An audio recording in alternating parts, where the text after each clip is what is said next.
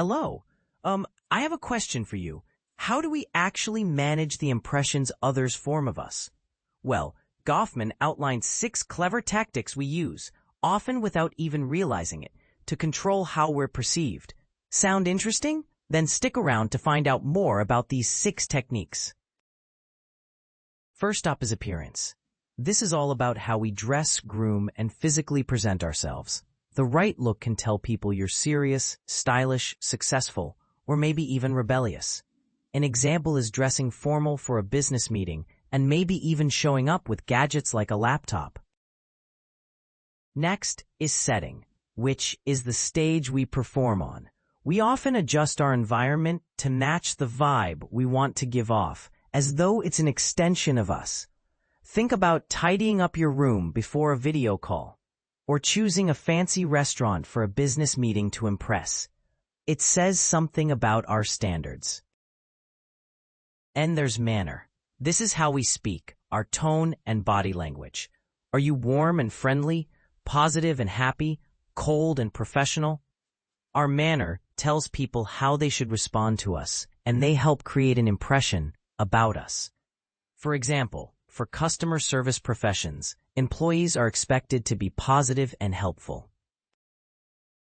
Ever been late and scrambled for a good excuse? That's called aligning actions.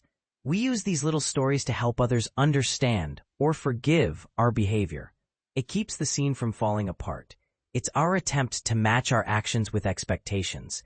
An example is saying, "Sorry I'm late, the bus broke down," when you're late for an appointment. Next up is disclaimers. These are warnings we give other people before doing something that might be judged negatively. Disclaimers give the audience a heads up. It's a way of saying, "Don't judge me too hard just yet." An example is saying, "This might sound silly, but it minimizes the negative impression." Finally, we come to cooling the mark out. This technique is when we help someone accept failure without too much embarrassment from their side.